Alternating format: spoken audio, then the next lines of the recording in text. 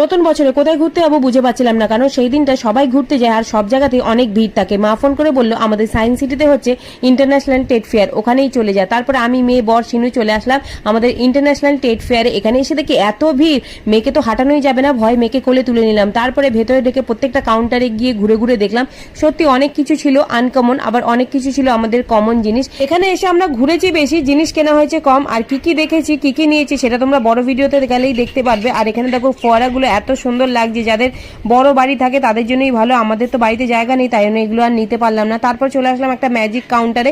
এখানে অনেক রকমের ম্যাজিক বক্সের ভিতরে অনেক কিছু ছিল, মেয়েকে ম্যাজিক দেখাচ্ছিল, এই জন্য নিয়ে নিলাম এই ম্যাজিক বক্সটা। বললো যদি না পারি ওদের একটা ইউটিউব চ্যানেলের লিঙ্ক আছে, সেখানে গিয়ে ভিডিওগুলো দেখে শিখে নিতে আর কি। আর এখানে জিনিসগুলোর এত দাম, আর বেশি ঘোরাঘুরি না করে বেরিয়ে পড়লাম। মেয়ে বললো মামা পপকর্ন আর হাওয়াই মিঠাই খাবো, তার দেখো কতটা জ্যাম।